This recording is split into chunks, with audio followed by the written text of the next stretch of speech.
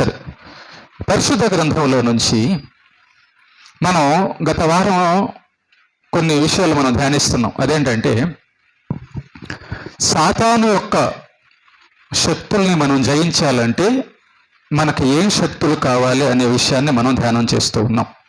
ఓకేనా? దాంట్లో భాగంగా మనము గత వారంలో సత్యము అనే దాని గురించి మనం ధ్యానం చేశాం కదా. రైట్. అయితే ప్రేమైన దేవుని బిడ్డలారా, దేవుడు తన సన్నిధిలో నిలబెట్టుకోవడం ఒక మనిషిని అనేది చాలా గొప్ప విషయం. దేవుడు ఏ మనిషినైతే తన సన్నిధిలో నిలబెట్టుకుంటాడో అలాంటి మనిషి ధన్యుడే. దేవుని మందిరంలో చావైనా బ్రతుకైనా చాలా గొప్పదండి. కాబట్టి మీకు అర్థం కాలేదు, ఇందాక నేను పాట పాడాను, రాజా నీ సన్నిధిలో నేను ఉంటానయ్యా అనే భక్తుడు ఒక సేవకుడు రాసిన పాట. అది చావు బతుకుల్లో రాసిన పాట. నీ మందిరం లేకపోతే ఇంకా నాకు ఎందుకయ్యా, నీ మందిరంలో నేను ఉంటానయ్యా, నీ మందిరంలో నేను బతుకుతాను, సేవ చేస్తాను. చాలా గొప్ప విషయం అది. మీరు అనుకుంటున్నారా? గుర్తుపెట్టుకోండి, బయట చాలా బాగుంటుంది, బయట చాలా ఆనందించవచ్చు, బయట చాలా ఎంజాయ్గా ఉండొచ్చు అని. బయట భయంకరమైనటువంటి శ్రమలు ఉన్నాయి, బయట భయంకరమైనటువంటి సాతాను ఉన్నాడు, వాడు బయట తిరుగుతున్నాడు. ఎవరు తిరుగుతారని బయట తిరుగుతున్నాడు. కాబట్టి మందిరంలో దావీదు అంటాడు, నా దాగు చోటు నీవే, నా దాగు చోటు నీవే అంటాడు. కాబట్టి ఎక్కడ దాగే చోటు? దేవుడే మనం దాగే చోటు, దేవుని సన్నిధే మనం దాక్కునే చోటు అన్నమాట. ఇక్కడ చనిపోయినా పర్లేదు, నో ప్రాబ్లం, దేవుని ఆరాధిస్తూ చనిపోయినా పరలోకమే. కాబట్టి మందిరానికి ఎవరు కూడా మానొద్దు దయచేసి. మందిరంలో కళ్ళు మూసినా కూడా పరదేశకు వచ్చేస్తుంది, వెళ్ళిపోతాం, పరలోకానికి వెళ్ళిపోతాం. ఓకే, ఈరోజు నేను చెప్పాలనుకుంటున్నటువంటి అంశం ఏంటంటే, దేవుడు మనకు ఎన్నో చెప్పాడు. ఏమని చెప్పాడు? ప్రార్థన చేయమన్నాడు, వాక్యం చదవమన్నాడు, సువార్త చేయమన్నాడు. ఇలా దేవుడు మనకు ఎన్నో చెప్పాడు కదా. ఇలా చెప్పిన అన్నిట్లో ఆయన చెప్పింది మనకు చేస్తే ఏం లాభం, ఉపయోగం ఏంటి? చాలామంది దేవుడు చెప్పింది చేయడానికి ఇష్టపడరు. ఎందుకంటే, నేను సొంతంగా బయటకు వెళ్ళి బతకగలను, నేను సొంతగా సంతోషాన్ని బయట సంపాదించుకోగలను, నా ప్రాణాన్ని నేను బ్రతికించుకోగలను అని అనుకుంటారు. అదే బుద్ధిహీనత. అక్కడే దెబ్బతింటారు. దేవుని యొక్క శక్తి లేకుండా, దేవుని యొక్క కృప లేకుండా నీకు అన్నము, ఆరోగ్యము, ప్రాణము ఉండదు. ఎక్కడి నుంచి రావాలి? అది దేవుని వద్ద నుంచి రావాలి. కనుక దేవుడు అందుకే మనుషులకు ఏం ఆజ్ఞ ఇచ్చాడంటే, ఇదిగో నేను ఏమేమైతే చెప్పానో వాటన్నిటినీ చెయ్యండి అన్నాడు. ఓకే, మరి దేవుడు ఎన్నో చెప్పున్నాడు. ప్రార్థన చేయమన్నాడు, వాక్యం చదవమన్నాడు, పరిశుద్ధంగా బతకమన్నాడు, విశ్వాసం, ఇట్లా రకరకాల ఎన్నో చెప్పున్నాడు కదా. వాటిలన్నిట్లో మనం వివరించుకోవడం లేదు, కానీ ఒక్క విషయాన్ని వివరించుకుందాం, ఒక్క విషయాన్ని మనం తెలుసుకుందాం. ఇవన్నీ కూడా తర్వాత తెలుసుకోవచ్చు. ఒక్క విషయాన్ని ఈరోజు మనం ధ్యానించబోతున్నాం. దేవుడు చెప్పినటువంటి ఆ విషయం పాటిస్తే, చేస్తే దానివల్ల మనకి ఎంత ప్రయోజనమో, ఎంత లాభమో, ప్రతిదీ కూడా దేవుడు చెప్పిన మాట, చెయ్యమన్న మాట చేస్తేనండి చాలా ఉపయోగం అండి. నష్టం అసలు ఉండదు, ఆత్మీయ నష్టం అసలు ఏమి ఉండదు. భౌతికంగా శ్రమలు, కష్టాలు ఏమన్నా ఉంటాయేమో, కానీ భౌతికంగా నిజంగా దేవుడు చెప్పింది చేస్తే చాలా ఉపయోగాలు ఉన్నాయి. వాటిల్లో ఒకటి మీకు నేను చూపిస్తాను. ఓకేనా? ఫస్ట్ వాక్యపఠన భాగంగా ఒక వచనం చదువుదాం. హెబ్రీయులకు రాసిన పత్రిక 6వ అధ్యాయము 10వ వచనం. హెబ్రీయులకు రాసిన పత్రిక 6వ అధ్యాయము 10వ వచనం. మీరు చేసిన కార్యమును మీరు పరిశుద్ధులకు ఉపచారము చేసి ఇంకనూ ఉపచారము చేయుచుండుట చేత తన నామమును బట్టి చూపిన ప్రేమను మరచుటకు దేవుడు అన్యాయస్తుడు కాదు. జాగ్రత్తనండి, దేవుడు మనకి అన్ని చెప్పున్నాడు, పలాంది చేయమని చెప్పున్నాడు కదా. మరి అలాగా దేవుడు చెప్పాడు కదా అని మనం చేస్తే, ఒకవేళ ఆ చేసిన దానికి మనకి ఏం లాభం వస్తుందో ఇక్కడ దేవుడు మనకేం చెప్తున్నాడంటే, నేను చెప్పానని చేసినందువలన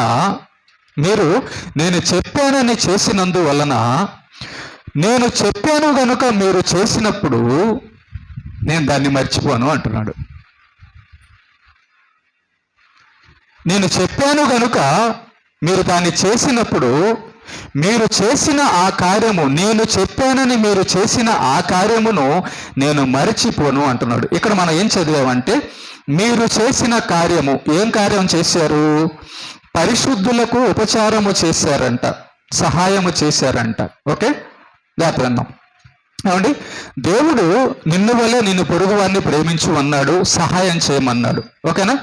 లేని వారికి, పేదవాళ్ళకి సహాయం చేయమన్నాడు, సంఘంలో వారికి సహాయం చేయమన్నాడు. ఓకేనా?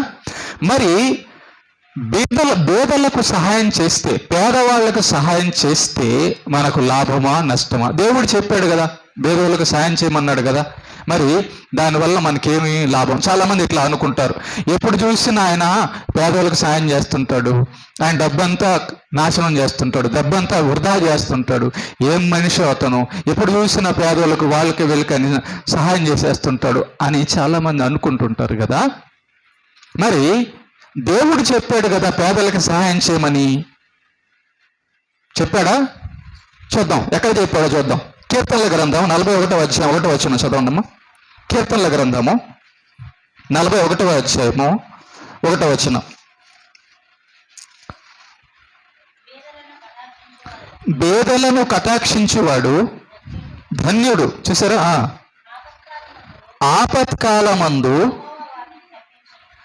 ఆపత్కాలమందు యెహోవా వానిని తప్పించును. ఏమంటే ఇక్కడ మనం చదివిన వచనం గమనించండి. పేదలను కటాక్షించువాడు ధన్యుడు అంటే పేదవాళ్ళకంట సహాయం చేసే మనిషి అంట ధన్యుడంట, దేవుడి దృష్టిలో ధన్యుడంట. అయితే ఆపత్కాలమందు యెహోవా వానిని తప్పించును. జాగ్రత్తనండి. ఏమంటే దేవుడు చెప్పినట్టుగా చేస్తున్న ఈ మనిషికి అపాయం, ప్రమాదం ఎందుకు వచ్చింది? పాయింట్ అర్థమైందా మీకు? దేవుడేమో పేదలకు సహాయం చేయమన్నాడు కదా, పేదలకు సహాయం చేసే మనిషి ధన్యుడు అన్నాడు, మంచిదే. మరి దేవుడు చెప్పినట్టుగా పేదవాళ్ళకి సహాయం చేస్తున్న ఈ మనిషికి ప్రమాదం, ఆపత్కాలం ఎందుకు వచ్చింది? గుర్తుపెట్టుకోండి. దానియేలు ముమ్మారు ప్రార్థన చేస్తున్నా దానియేలుకి ఆపత్కాలం, ప్రమాదం వచ్చింది. నోవహు నీతిగా బ్రతుకుతున్న జలప్రలయంలో నుండి తప్పించుకోవాల్సిన పరిస్థితి వచ్చింది. దావీదుకు శ్రమ వచ్చింది, అబ్రహాముకు శ్రమ వచ్చింది. బైబిల్లో ఉన్న భక్తులందరికీ కూడా కష్టాలు వచ్చాయి, ఆపత్కాలం వచ్చింది. మీరేమనుకుంటున్నారు? దేవుణ్ణి నమ్ముకోగానే మీ మనసులో ఏమని ఉంటుంది? గుర్తుపెట్టుకోండి. మీ మనసులో ఏమనుకుంటారంటే, నేను యేసయ్యను నమ్ముకున్నాను కదా, ఎందుకు ఈ కష్టాలు, ఎందుకు ఈ బాధలు? దానియేలు యేసయ్యను నమ్ముకోలా? సింహాల బోన్లో ఎందుకు పడ్డాడు? ఏమా? షద్రకు, మేషకు, అబేద్నెగో యేసయ్యను నమ్ముకోలా? అగ్నిగుండంలో ఎందుకు పడ్డారు? వాళ్ళు మనకంటే చాలా గొప్పవాళ్ళు. వాళ్ళ కాళ్ళగోటి కూడా మనం పనికిరాం. గుర్తుపెట్టుకోండి. ఎందుకు పడ్డారు దానియేలు, షద్రకు, మేషకు, అబ్రహాము, యోబు, వీళ్ళందరూ కూడా ప్రమాదంలో, ఆపత్కాలంలో ఎందుకు పడ్డారు అంటే గుర్తుపెట్టుకోండి. భూమి మీద ఉన్న మనిషి ఖచ్చితంగా నీతిమంతుడైనా పాపి అయినా ఆపదలో, ఆపత్కాలంలో పడతాడు. అది పాపి అని కాదు, నీతిమంతుడని కాదు, ఎవరికైనా ఆపత్కాలము, సమస్య ఖచ్చితంగా వస్తుంది. ఓకే? పాపికైతే శిక్ష విధించడానికి, మారు మనసు కలగ చేయడానికి దేవుడు దాన్ని అనుమతిస్తాడు, ఆపత్కాలాన్ని, సమస్యను అనుమతిస్తాడు. దైవభక్తుడికైతే ఆపత్కాలాన్ని ఎందుకు అనుమతిస్తాడంటే గుర్తుపెట్టుకోండి, ఆత్మీయ జీవితంలో ఎదగడానికి. రెండోది, ఈ దైవభక్తుడు దేవుడు చెప్పినట్టుగా పేదలకు సహాయం చేసుంటాడు కాబట్టి ఆ విషయాన్ని దేవుడు జ్ఞాపకం చేసుకొని అతనికి తిరిగి దేవుడు సహాయం చేయడానికి కొన్ని పరిస్థితుల్లోకి తీసుకెళ్తాడు. జాగ్రత్తనండి, ఈ మాట నేను చెప్పే మాట జాగ్రత్తనండి. మీరు 10 మందికి సహాయం చేశారు, దేవుడు చెప్పినట్టుగా పేదవాళ్ళకి 10 మందికి సహాయం చేశారు. మీకున్న దాంట్లో 10 మందికి సాయం చేశారు. ఓకే, ఒకరోజు మీకే 10 రూపాయలు కూడా లేకుండా ఎవరన్నా 10 రూపాయలు ఇస్తే బాగుండు అనే పరిస్థితి వస్తుంది. బియ్యం లేకుండా ఉంటుందో, ఇంట్లో కుటుంబ సమస్యలు, ఏదో ఒక సమస్య ప్రమాదంలో పడతారు. డబ్బు అనుకోండి, డబ్బు ఆర్థిక సమస్య అనుకోండి. మీరు దేవుడు చెప్పినట్టుగా చాలా మందికి ఇచ్చేసి ఉన్నారు, చాలా మందికి సాయం చేస్తున్నారు. ఒక 10 మందికి సాయం చేస్తున్నారు. ఈ 10 మందికి మీరు సహాయం చేస్తున్నారు, పేదలకు సాయం చేస్తున్నారు. ఒకరోజు మీకే డబ్బు కావాల్సి వచ్చింది. అప్పుడు ఏం చేస్తారు? మీరు ప్రార్థన చేస్తారు. దేవా, అయ్యా, ఇలా నాకు సమస్య వచ్చింది, ఆర్థిక సమస్య వచ్చింది, నాకు దయచేసి తీర్చు అని ప్రార్థన చేస్తారు. పరలోకంలోంచి దేవుడు 500 కట్టేమని ఇంట్లో పడేస్తాడా ఏమా? లేకపోతే ఆయనే డైరెక్ట్గా వచ్చేసి ఇంట్లోకి వచ్చేసి బీరువాళ్ళు ఏమైనా పెట్టేస్తాడా? పెట్టడు. దేవుడు ఏం చేస్తాడంటే మనుషుల ద్వారా సాయం చేస్తాడు. ఓకేనా? మనుషుల ద్వారా సాయం చేస్తారు. జాగ్రత్తగా రండి. మీరు 10 మందికి సహాయం చేస్తుంటే ఈ 10 మందిలో కనీసం 8 మంది కృతజ్ఞత లేని వారుగా ఉండడం అంటే మీరు చేసిన సహాయాన్ని మరిచిపోయిన వారుగా ఉన్నారు వాళ్ళు. ఈ 10 మందిలో 8 మంది. కానీ ఒక 2 మాత్రం మీరు దానం చేసినప్పుడు, మీరు సహాయం చేసిన దాన్ని జ్ఞాపకం పెట్టుకొని ఉంటారు. ఇదిగో పలానా రోజు ఆ అక్క నాకు సాయం చేసింది, ఆ తమ్ముడు నాకు సాయం చేస్తున్నాడు అని వాళ్ళు జ్ఞాపకం చేసుకొని ఉంటారు. గుర్తుపెట్టుకోను, కృతజ్ఞత కలిగిన వాళ్ళు ఖచ్చితంగా ఒకళ్ళు ఉంటారు. దేవుడు అలాగ వాళ్ళని ప్రేరేపిస్తాడు. ఓకేనా? ఎప్పుడైతే మీరు 10 మందికి సాయం చేస్తున్నారో, ఒకవేళ 8 మంది కృతజ్ఞత లేని వారుగా ఉన్నా, ఆ 2లో ఒకళ్ళైనా లేకపోతే 2 జ్ఞాపకం చేసుకొని, ఆ అన్న నాకు ఆ రోజు సహాయం చేస్తున్నాడు, ఆ అక్క నాకు ఆ రోజు సహాయం చేస్తుంది అని నువ్వు వాళ్ళని అడిగినప్పుడు ఖచ్చితంగా నీకు సహాయం దొరుకుతుంది. అందుకు చెప్పాడు దేవుడు పేదలకు సహాయం చేయమని. ఖచ్చితంగా నువ్వు నీతిమంతురాలు అయినా, లోకంలో ఉన్నవనా, ఆపత్కాలం అనేది ఖచ్చితంగా వస్తుంది, సమస్య అనేది ఖచ్చితంగా వస్తుంది. మరి ఈ సమస్య వచ్చినప్పుడు దేవుడు నిన్ను జ్ఞాపకం చేసుకోవాలంటే నువ్వు దానం చేసి ఉండాలి, నువ్వు పేదలకు ఇచ్చి ఉండాలి. నీకు సమస్య వచ్చినప్పుడు, ఆర్థిక సమస్య వచ్చినప్పుడు, అప్పుడు దేవుడు ఏం చేస్తాడంటే జ్ఞాపకం చేసుకుంటాడు నిన్ను. ఏం జ్ఞాపకం చేసుకుంటాడు? ఇదిగో పలానా ఆమె, పలానా అతను ఇంతమందికి సహాయం చేస్తున్నాడు, ఇప్పుడు సమస్యల్లో పడ్డాడు, ఇప్పుడు ఆర్థిక సమస్యల్లో పడ్డాడు, కాబట్టి అతనికి ఎలాగైనా సహాయం చేయాలని దేవుడు జ్ఞాపకం, ఆపత్కాలములలో దేవుడు జ్ఞాపకం తప్పిస్తాడట. ఇక్కడ ఏం చదువుతున్నాం? 41వ వచనం. పేదలను కటాక్షించేవాడు ధన్యుడు, ఆపత్కాలమందు యెహోవా వానిని తప్పించును. నీకు వస్తే సమస్య, దానియేలుకి సమస్య వస్తే దేవుడే తప్పించాడు. షద్రకు మేషకు అబేద్నెగోలకు సమస్య వస్తే దేవుడే తప్పించాడు. అబ్రహాముకు సమస్య వస్తే దేవుడే తప్పించాడు. ఎందుకు? కారణం ఏంటంటే వారు దేవుడు చెప్పిన పనులు చేస్తున్నారు.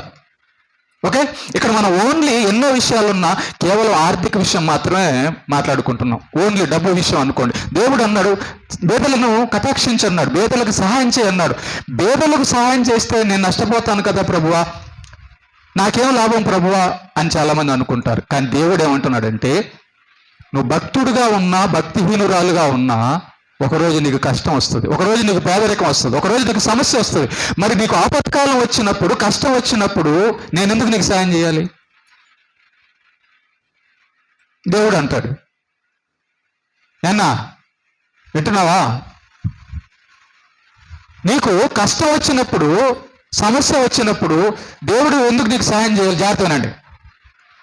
మనం దేవుని యొక్క శక్తి లేకుండా, దేవుని యొక్క తోడు లేకుండా మన సొంత బ్రతుకు బతకాలని ఇప్పటివరకు బతికిన బతుకుల్లో ఎన్ని సమస్యలు తెచ్చుకున్నారో ఒకసారి ఆలోచించండి. లేదు పాస్టర్ గారు, అసలు నా జీవితంలో కష్టాలు లేవు, నా కుటుంబంలో సమస్యలు లేవు, నాకు అసలు ఏ బాధలు లేవు అన్నోళ్ళు చేతులు ఎత్తండి. ఉన్నాయి. ఎన్నోసార్లు మీకు అనిపించింది కూడా, ఏమనిపించింది? ఏంటి కష్టాలు, ఏంటి సమస్యలు, దీంట్లో నుంచి నేను ఎలా విడిపించాలి, ఈ యొక్క ఆరోగ్య సమస్య నుంచి, ఆర్థిక సమస్య నుంచి, కుటుంబ సమస్య నుంచి నేను ఎలా విడిపింపబడాలి, నేను ఏం చేయాలనే టెన్షన్, బాధ మీకు వచ్చి ఉంటుంది. అప్పుడు ఎవరు సాయం చేయాలి మీకు? కొంతమంది దేవుని యొక్క సహాయం కోరుకోకుండా తమ సొంత శక్తి మీద నిలబడే వెళ్ళిపోతారు. అందుకే ఈ దెబ్బలన్నీ చాలా మందికి తగులుతుంటాయి. నువ్వు సన్నిధికి రావాల్సింది ఎందుకో తెలుసా? నాకు దేవుని వద్ద నుంచి సహాయం దొరకాలనుకుంటే దేవుని మందిరానికి వచ్చేస్తావు ఖచ్చితంగా. కాబట్టి గుర్తుపెట్టుకోండి, నా జీవితంలో జరిగిన ఎక్స్పీరియన్స్ చెప్తున్నా. నా జీవితంలో జరిగిన ఎక్స్పీరియన్స్, నేను దేవుడు చెప్పినట్లుగా చాలా మందికి సహాయం చేస్తుంటా. నాకు సమస్య వచ్చింది, నేను మనిషినే కదా, నాకు అవసరాలు ఉంటాయి కదా. నాకు కొంత డబ్బు కావాల్సి వచ్చింది. అప్పుడు ఏం చేశాను తెలుసా? ఫోన్ లిస్ట్ చూసా. ఫోన్ లిస్ట్ చూసి ఎవరిని అడిగితే ఇస్తారు అని చెప్పి ఫోన్ లిస్ట్ చూశాను. ఫోన్ లిస్ట్ చూసినప్పుడు గుర్తుపెట్టుకోండి, ఫోన్ లిస్ట్ చూసినప్పుడు నేను ఎవరికైతే సహాయం చేస్తున్నానో వాళ్ళు కనబడ్డారు. వాళ్ళల్లో కొంతమందిని అడిగా, కొంతమంది ఏమో లేదన్నారు, ఒకళ్ళిద్దరేమో సహాయం చేశారు. అప్పుడు నాకు అనిపించింది, ప్రభువా నీ మాట ఎంత గొప్పదయ్యా, నువ్వు చెప్పిన ఆజ్ఞ ఎంత గొప్పదయ్యా. నిజంగా ఆ రోజున వాళ్ళు నాకు సహాయం చేయకుండా ఉండుంటే చర్చికి రావడానికి కూడా ఛార్జీలు లేవు. చర్చికి రావడానికి కూడా నాకు ఛార్జీలు లేవు. అప్పుడు ఏం చేయాలి? ఎవరిని అడుక్కోవాలి? నేను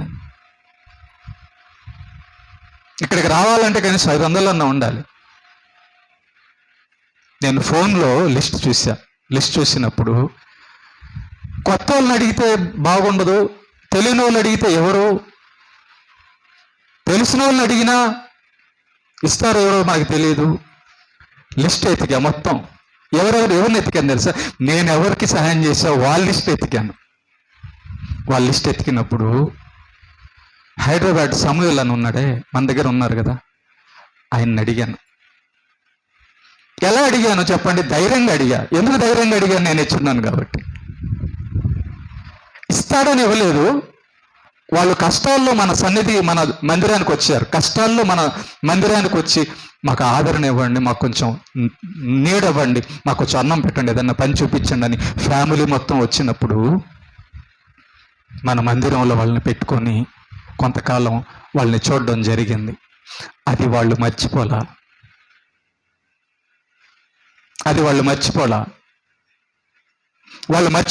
వాళ్ళని నేను అడిగినప్పుడు, అన్నా ఇట్లా నాకు కొంచెం కష్టం వచ్చింది, ఏదైనా హెల్ప్ చేయగలరా అంటే అసలు ఇమీడియట్లుగా ఆ అక్కను బజారుకు పంపించేసేసి, వాళ్ళ దగ్గర మామూలు కీప్యాడ్ సెల్ ఉంటే అక్కడికి పంపించేసి నెంబర్ తీసుకొని వెంటనే నాకు ఫోన్పే చేశారు. ఒకసారి ఆలోచించండి.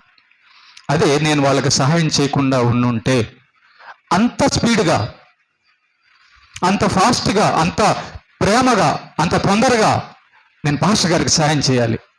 ఎందుకు అనిపిస్తుంది మీరు చెప్పండి? చూసారా, దేవుడు చెప్పిన మాట ఎంతో ఆపత్కాలములో పేదలను కటాక్షించువాడు ధన్యుడు, ఆపత్కాలములో ఆయన వానిని తప్పించును. ప్రేమైన దేవుని బిడ్డలారా, నేను కేవలం ఆర్థిక సంబంధమైన విషయం మాత్రమే మీకు నేను చెప్తున్నా. చాలా విషయాల్లో గుర్తుపెట్టుకోండి, దేవుడు ఏమన్నాడంటే పేదలకు సహాయం చేయి అన్నాడు. ఆ పేదలకు నువ్వు సహాయం చేసిన డబ్బు వాళ్ళు ఇచ్చినా ఈకపోయినా దేవుడి అకౌంట్లో ఉంటుంది, దేవుడి జ్ఞాపకాల్లో ఉంటుంది. నీకు ఖచ్చితంగా నువ్వు అనుకుంటున్నావేమో, నాకేం పేదరికం రాదు, నాకేం రోగం రాదు, నాకేం బలహీనతలు రావు, నాకేం కష్టాలు రావు. ఎవడు చెప్పాడు నీకు రాదని? నువ్వు ప్రార్థనా పరుడు అయినా భక్తిహీనుడు అయినా నీకు ఒకరోజు ఖచ్చితంగా కష్టం వస్తుంది, సమస్య వస్తుంది, ఆపత్కాలం వస్తుంది. అప్పుడు ఎవరు సహాయం చేయాలి చెప్పు? దేవుడు జ్ఞాపకం చేసుకోవాలి. నీకు కష్టం వచ్చేసినప్పుడు దేవుడు జ్ఞాపకం చేసుకోవాలి. ఏమని? ఇతను ఎప్పుడు, నేను చెప్పా మందిరానికి రమ్మని ఆజ్ఞ ఇచ్చున్నా, ఎప్పుడు మందిరానికి ఆగదో. అవునండి. ఒక వ్యక్తిని చూపించి నేను ముగిస్తానే. బైబిల్లో ఒక వ్యక్తిని చూపిస్తాను. మొదటి రాజులు తిండి ఒకసారి. మొదటి రాజులు 17వ అధ్యాయం. మొదటి రాజులు 17వ అధ్యాయము. రాజుల మొదటి గ్రంథము 17వ అధ్యాయము. ఇక్కడ గమనించండి, ఏలియా ప్రవక్త ఉన్నాడు. ఈ ఏలియా ఉన్నటువంటి ప్రవక్త కాలంలో ఆ యొక్క దేశంలో కరువు వచ్చింది. ఏమంటున్నారా? ఆ దేశంలో కరువు వచ్చింది. కరువు వచ్చినప్పుడు మరి ఏలియాకి తిండి ఎలాగా, ఏలియాకి నీళ్ళు ఎలాగా? మిగతా వాళ్ళందరూ కరువు కాటకాలతో ఆకలితో అల్లాడిపోతున్నప్పుడు ఏలియా మాత్రము ఆకలితో లేడు. కారణం ఏంటంటే దేవుడి మాట వింటున్నాడు, దేవుడి మాట చేస్తున్నాడు. కాబట్టి ఏలియాతో దేవుడు ఏం చెప్తున్నాడు అంటే, ఏలియా ఇదిగో ఈ దేశానికి కరువు వస్తుంది, కరువు నేను తెప్పిస్తున్నాను, అయితే నిన్ను తెప్పిస్తా. ఎందుకు ప్రభు నన్ను ఎందుకు తెప్పిస్తున్నాడు? నువ్వు నా మాట వింటున్నావు కాబట్టి. నువ్వు చెప్పింది నేను చెప్పింది నువ్వు చేస్తున్నావు కాబట్టి ఆ కరువు టైములో, ఆ ఆపత్ కాలములో నువ్వు ఉన్నావు, ఆ దేశంలో నువ్వు ఉన్నావు, కరువు వచ్చిన దేశంలో నువ్వు ఉన్నావు. కానీ నేను నిన్ను తప్పిస్తా. కారణం ఏంటంటే నేను చెప్పానని నువ్వు చేస్తున్నావు చూసా, అందుకు. ఆ దేశంలో కరువు వచ్చింది. కరువు వస్తే ఏలియా ఎవరు? ప్రవక్త. అంటే మీకు అర్థం కావాలంటే పాస్టరు. మరి పాస్టరు కరువు దేశంలో ఉండొచ్చా? ఆ దేశంలో ఉన్న సమస్యను బట్టి, ఆ దేశంలో ఉన్న పాపాన్ని బట్టి, ఆ దేశంలో ఉన్న పరిస్థితిని బట్టి దేవుడు అనుమతి ఇచ్చాడు. ఆ దేశంలో పాస్టర్ ఉన్నాడు. మరి ఆ పాస్టర్ ఎలా బాధపడతాడు? వచ్చింది, సమస్య వచ్చింది, ఆ పాస్టర్ని తప్పించాలి దేవుడు. అప్పుడు ఏమంటున్నాడు ఏలియాతో? ఏమంటున్నాడంటే చూడండి ఒకసారి, రెండవ వచనం నుంచి, 17వ అధ్యాయం 2వ వచనం నుంచి. పిమ్మట యెహోవా వాక్కు అతనికి ప్రత్యక్షమై, నీవు ఇచ్చట నుండి తూర్పు వైపునకు పోయి యోర్దానునకు ఎదురుగానున్న కెరీతు వాగు దగ్గర దాగి ఉండు. చూసావా, కెరీతు వాగు దగ్గర ఆ వాగు ఒకటి ఉందే, అక్కడ దాగి ఉండు. ఏమంటే మొత్తం కరువు వస్తే ఆ వాగు ఎలా ఉంటుంది? నేను ఆ వాగుని ఎండపోరు చేయను, అది ఎండిపోయేటట్టు నేను చేయను. నీకోసం నేను ఆ వాగును ఉంచుతా.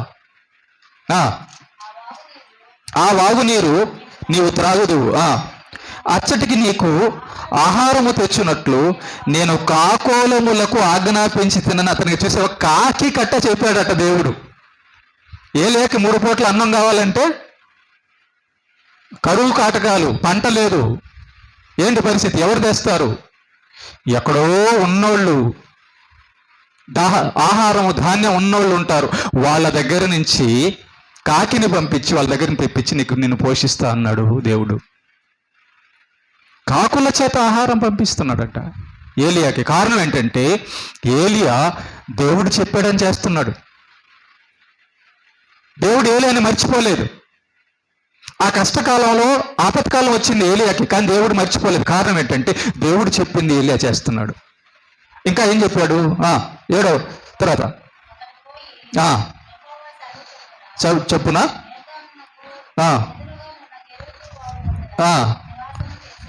7వ వచనమ్మా. కొంతకాలమైన తరువాత దేశములో వర్షము లేక ఆ నీరు ఎండిపోయిను. అంతటా యెహోవా వాక్కు అతనికి ప్రత్యక్షమై ఇలాగో సెలవిచ్చును, నీవు సీదోను పట్టణ సంబంధమైన సారేపతు అను ఊరికి పోయి అచ్చట ఉండుము.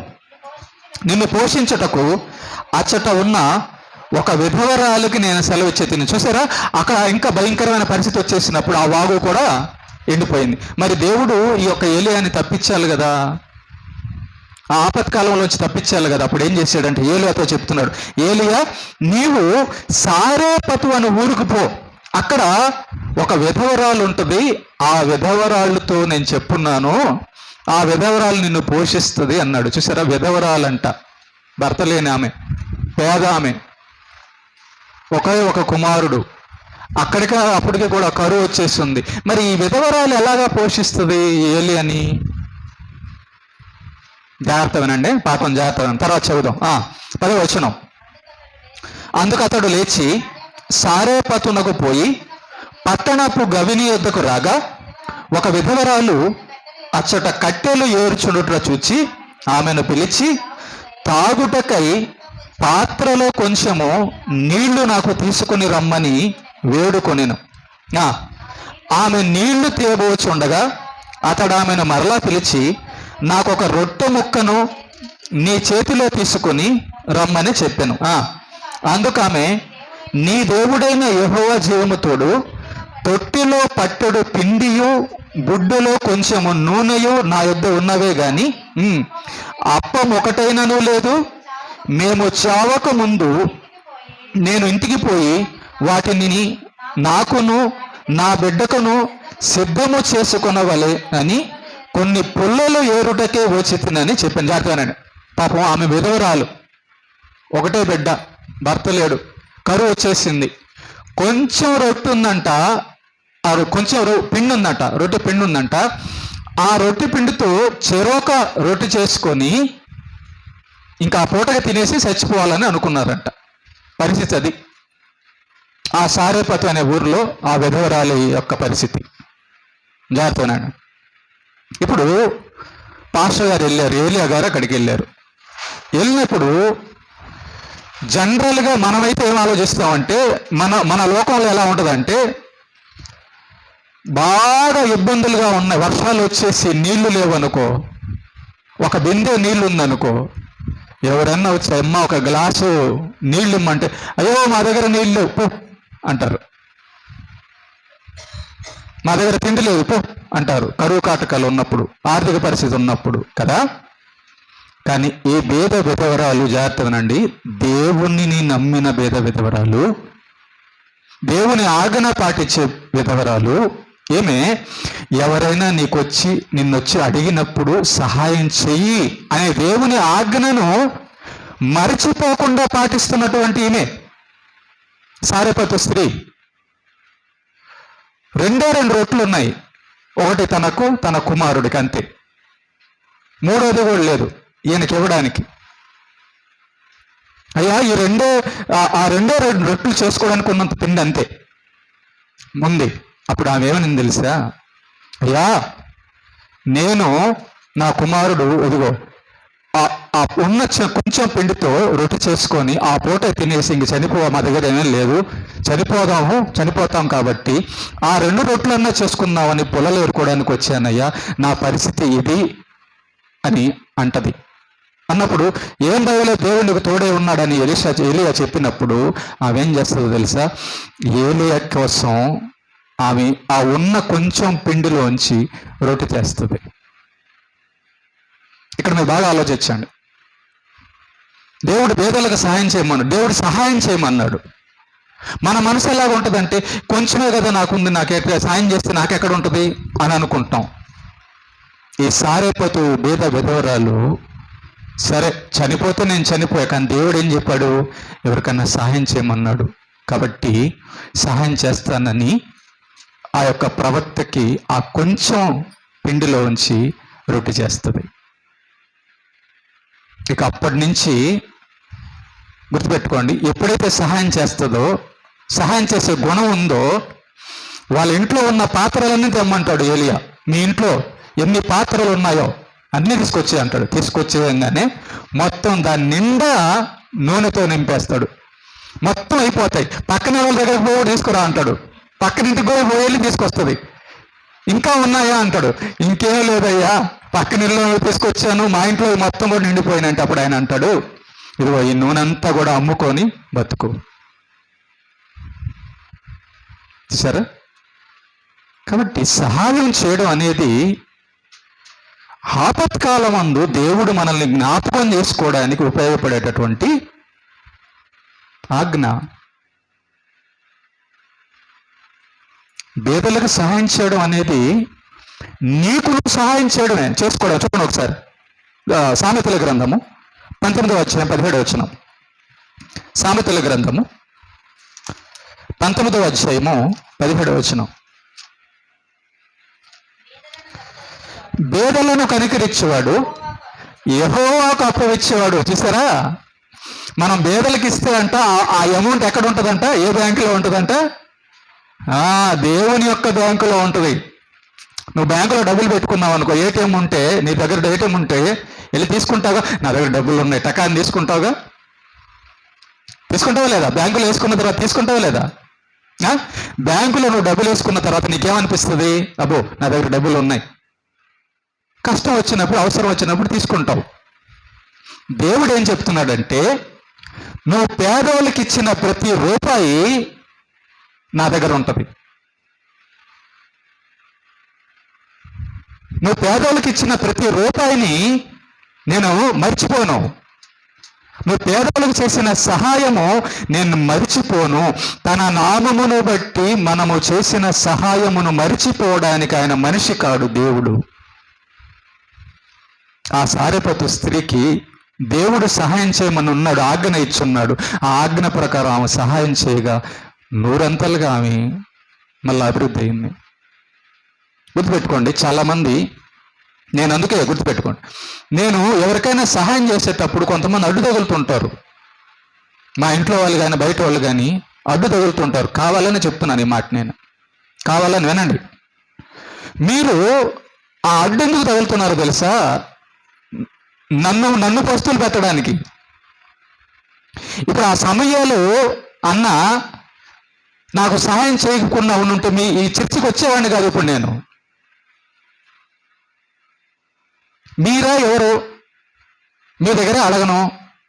ఎవరు ఇవ్వాలి నాకు? కాబట్టి దేవుడు చెప్పాడు కాబట్టి సహాయం చేయగా ధైర్యంగా అడిగా. నేను మొహమాటంగా సిగ్గుగా అడగల, అన్నా కొంచెం ఏదన్నా హెల్ప్ చేయగలరా అంటే ఎంతో ప్రేమగా ఎంత ఫాస్ట్గా రియాక్ట్ అయిపోయారు. కారణం ఏంటంటే నేను చేస్తున్నాను కాబట్టి, దేవుడు నా చేత చేయించున్నాడు కాబట్టి.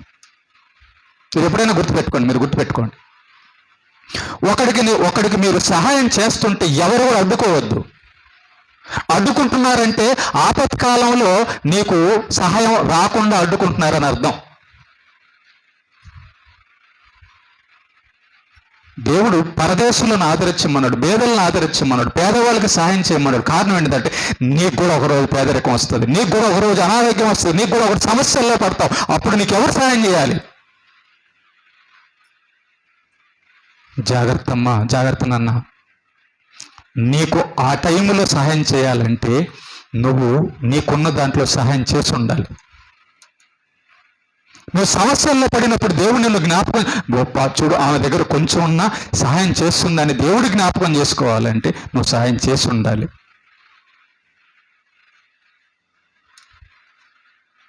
ఎప్పుడు కూడా నేనొక్కనే బాగుండాలి, నేనొక్కనే తినాలి, మా ఇంట్లో వాళ్ళే తినాలి, బయట వాళ్ళు ఏమన్నా పోయినా పర్లేదు, తప్పది. అది అసలు దైవ భక్తి, దైవ విశ్వాసము కలిగిన వాళ్ళ ఆలోచనల పనులే కాదు, అవి దయ్యపు పనులు. అవి ఒక మాట చదువుదాం. లూకాసు వార్త 14వ అధ్యాయం 13వ వచనం.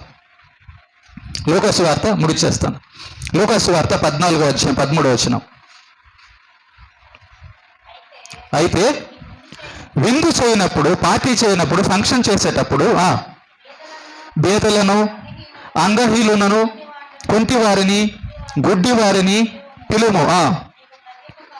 నీకు ప్రత్యుపకారము చేయుటకు వాళ్ళకి ఏమీ లేదు కాబట్టి నీవు ధన్యుడు అవుదువా.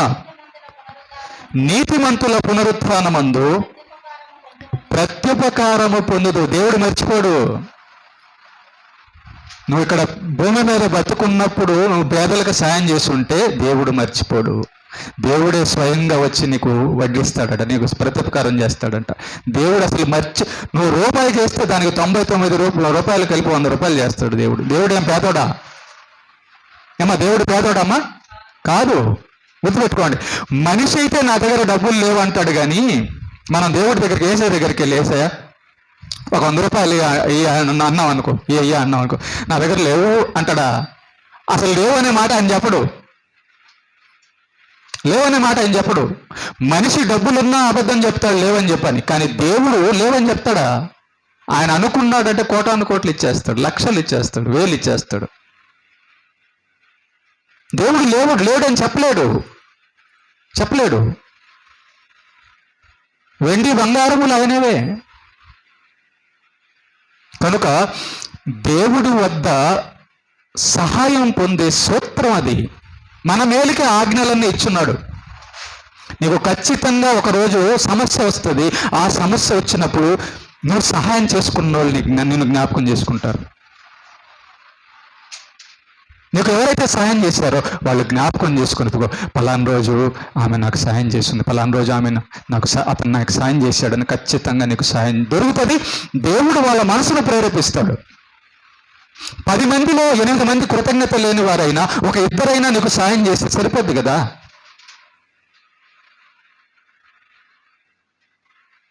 ఎప్పుడు కూడా దానం చేసే గుణాన్ని మర్చిపోవద్దు. దానము పేదలకు, కుంటి వారికి. ఇక్కడ ఏమన్నాడు? నువ్వు విన్న చేసేటప్పుడు పేదలను, కుంటి వాళ్ళని, గుడ్డోళ్ళని పిలువ అన్నాడు.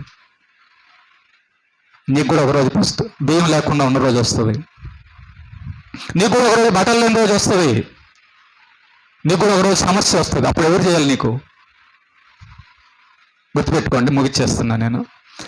మనుషులను సంపాదించు. దానం, ప్రేమతో సహాయం చేసి మనుషులను సంపాదించుకుంటే మీ అమ్మ తరివేసిన, మీ నాన్న తరివేసిన, మీ ఇంట్లో వాళ్ళు తరివేసిన ఒకరోజు అక్కడ వెళ్ళి ఉండొచ్చు.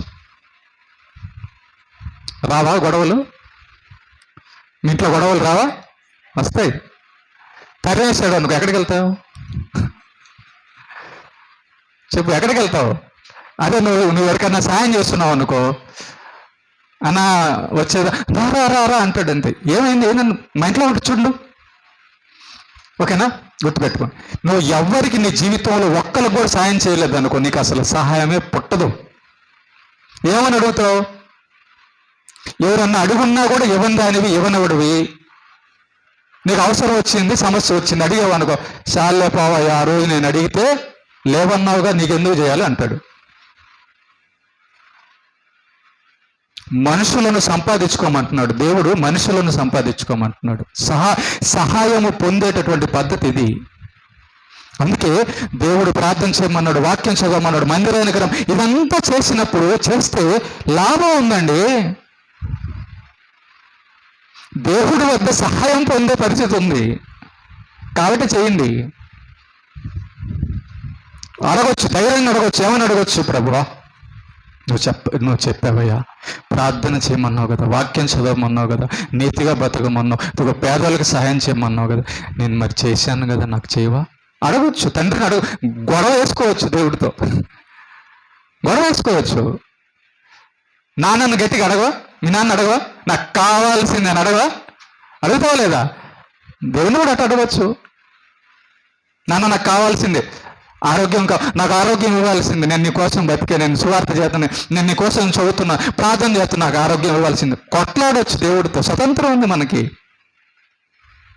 పోయిన వారం చెప్పాను, యోహాన్ అంట యేసు ప్రభు యొక్క రొమ్మును ఆనుకునేవాడంటే ఎంత ధైర్యమో, ఎంత స్వతంత్రమో. బుధవారం చెప్పాను పాఠం. యోహాన్ అంట యేసు ప్రభు కూర్చొని ఉంటే బస్సి గోడకు ఆనుకున్నట్టు అడుకునేవాడంటగా. ఈ యోహాను యేసు ప్రభు యొక్క రొమ్మున అంటే ఎంత ధైర్యమో, ఎంత ప్రేమో, ఎంత స్వతంత్రత చూడండి ఒకసారి. దేవుని యొక్క హృదయం మీద ఒక మనిషి ఆనుకోవడం అంటే మామూలు విషయం కాదు. దేవుడు మంచోడు అండి. మన దేవుడు చాలా మంచోడు, ప్రేమ కలిగినోడు. అందుకే చెప్తున్నాను, మీరు దేవుడు చెప్పినట్టుగా చేసి కొట్లాడాలా. ఏంటి, ఎప్పుడో సంవత్సరానికి జనవరి 1కు క్రిస్మస్కు మందిరానికి వచ్చి కొట్లాడితే రావు. ఏమి రావు. ప్రతి వారం మందిరానికి రా, దేవుని ఆశీర్వాదాలు పొందు, దేవుడి దగ్గర నుంచి అడుక్కో. అప్పుడు హక్కు ఉంటుంది నీకు, దేవుని అడగడానికి హక్కు ఉంటుంది. ఓకేనా? కనుక గుర్తుపెట్టుకోండి, ఏ వారం కూడా మందిరం మానడానికి ఇష్టపడబాకండి. నువ్వు మందిరం మానడానికి ఇష్టపడుతున్నావంటే ఆయన నీకు సహాయం చేయడానికి ఇష్టపడ్డు, మానేస్తాడు. ఇది గుర్తుపెట్టుకోండి. కష్టం వచ్చినా నష్టం వచ్చినా అందుకే ఇందాక పాట, రాజా నీ సన్నిధిలో నేనుంటా. ఎందుకుంటావు? ఆయన పాదాల దగ్గరే కదా ఆరోగ్యం, ఆయన పాదాల దగ్గరే కదా రక్షణ, ఆయన పాదాల దగ్గరే కదా అన్నీ ఉన్నాయి. నేను బయటికి వెళ్తే మనుషుల దగ్గరికి వెళ్తే వాళ్ళు లేదంటారయ్యా, మనుషుల దగ్గరికి వెళ్తే నన్ను చేదరించుకుంటారయ్యా, మనుషుల దగ్గరికి వెళ్తే నన్ను ఆశ్రయించుకుంటారట. కానీ నువ్వు ఆశ్రయించుకోవు. నువ్వు నా తండ్రివి కదా, నువ్వు నన్ను కాపాడుతావు కదా. అందుకే దావీదు కూడా గుర్తించేసాడు ఆ విషయం. ప్రభువా, నీ మందిరంలో ఒక్క దినం గలిపితే 1000 దినాలు గలిపినట్టయ్యా.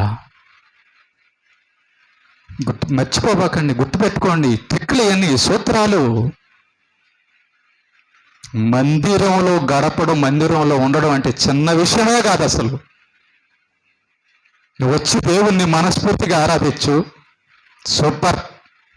నీ కష్టకాలంలో దేవుడు ఆదుకోకపోతే చెప్పు.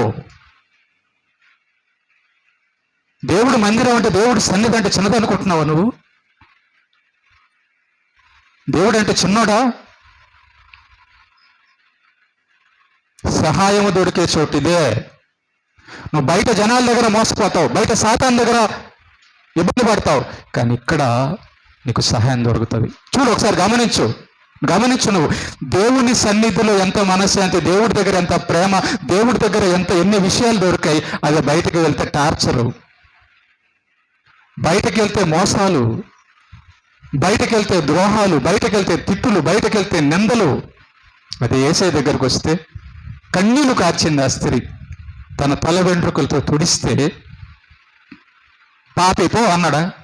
అమ్మా అన్నాడు. నా వద్దకు వచ్చి వాడిని నేను ఎంత మాత్రము తోసేను. దేవుడు అలాంటోడండి.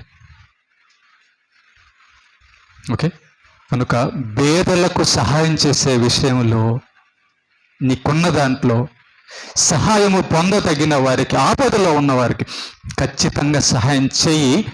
నీకు కష్టం వచ్చినప్పుడు వాళ్ళ చేత దేవుడికి సహాయం చేపిస్తాడు.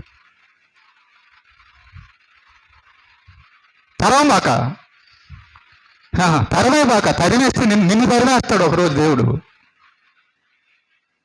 నాకు నష్టం నా దబర్లో కూడైపోద్ది, నా పర్సులో డబ్బులు పోతాయి అనుకోబాక. దాచుకోవడం, అదంతా కూడా దాచుకోవడం, దేవుడి దగ్గర దాచడం. మనుషులైతే అబద్ధం చెప్తారు, దేవుడు అబద్ధం చెప్పడు. అర్థమైంది అందరికి పాఠం? కాబట్టి పేదలకు సహాయం చేస్తే దేవుడికి మనం ఇచ్చినట్టే.